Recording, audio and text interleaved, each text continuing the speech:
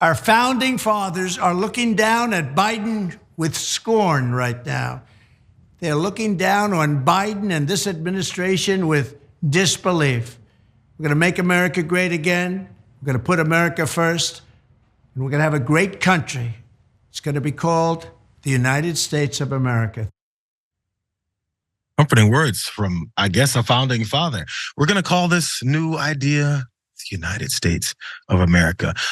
Maybe he is a founding father because he's found a way to somehow siphon the thoughts and ideas of founding fathers that are in the ground somewhere and turn to the dirt hundreds of years ago. Somehow they're telling him how disappointed they are in this country. Him, Donald Trump. So he's talking about how he's inventing the United States of America. He's also going to do something as far as fentanyl overdoses and deaths and that problem we have too. I mean, since you're inventing a country, maybe you can find a way to deal with that too.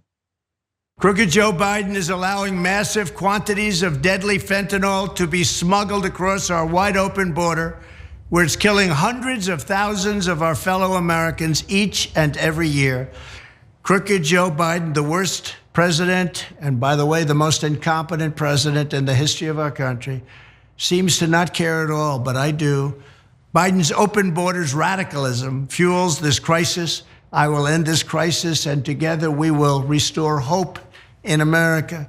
I will send federal law enforcement to round up the gang members and street crews, charge them with crimes, and get them behind bars or get them out of our country.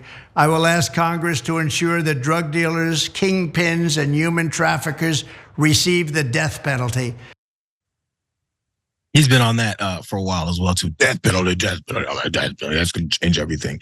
He's talking about synthetic opioids and how he's going to do the job. And look how horrible it is under Joe Biden. There's this small problem with that thought process.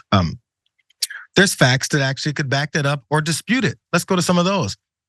Here's a table showing the U.S. drug overdose deaths from synthetic opioids, the thing that Donald Trump was just talking about. 2015, the drug overdose deaths from those was 9,610. We're going to go from 2015 to 2021. It's gone from 9,610 to 19,500, 28,659, 31,525, 36,603. Those last few years, those rising years, I'm trying to remember.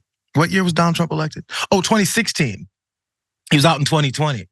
Those kept rising. And to be fair, as of the last couple of years, it's still rising because it's an issue in this country. And it's weird that there's this president who said he can do something about it, but didn't do anything about it when he was in office. Not to say he has some kind of magic wand, but he's acting like he does. More details though. The average annual growth rate of drug overdose deaths from synthetic opioids was 31% while Donald Trump was president. 31% as that growth rate. Between 2019 and 20, the last year of Trump's presidency, the increase in those deaths from synthetic opioids was 55%. And between 2020 and 2021, the first year of Biden's presidency, the increase in drug overdose deaths was 25%. Slow down that rate. But then again, I would love to see, the details as to why that happened. There's many factors that could change these things. And again, I think we put a little bit too much weight on a president.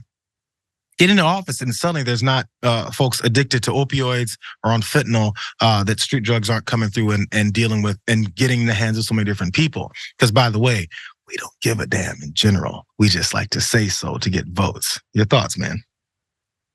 Well, there are a range of responses that some people will make, from like legalizing drugs completely to what I think is a good approach, really investing at the community level in safe sites and also community like rehabilitation centers, and investing in community infrastructure to help treat addiction rather than criminalize it.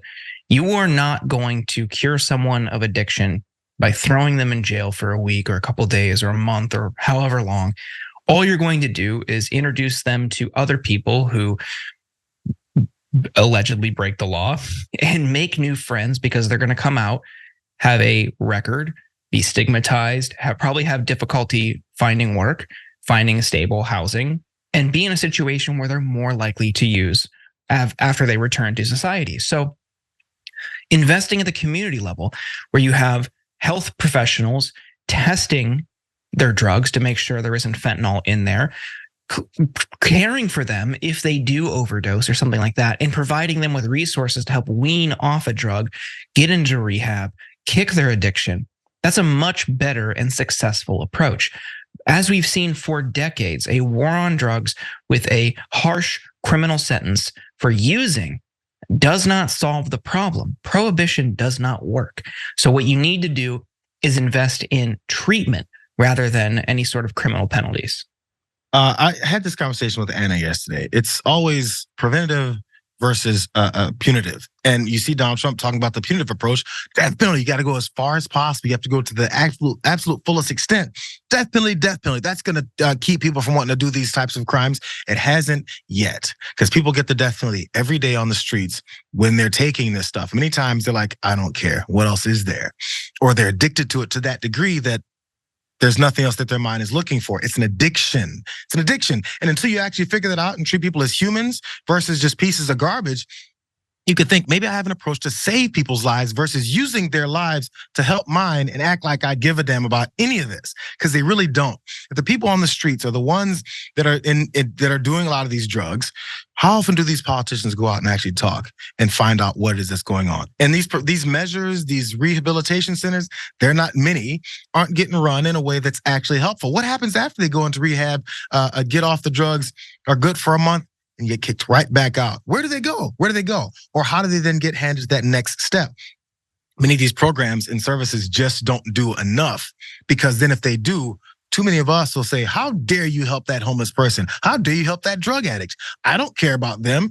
Well, you should care about them, because that's part of the crime that you complain about. It's all connected. So when you just want to punish people, there's going to be someone else to get punished every time you get mad. If we try to prevent it, maybe we'll have fewer of these instances happening, which then leads to the offshoot or the things that happen afterwards because of it. For some reason, that simple thought process just doesn't stick. I know it could stick with politicians, but again, they don't care. Why would they commit money to trying to stop these things? They'd get voted out of office.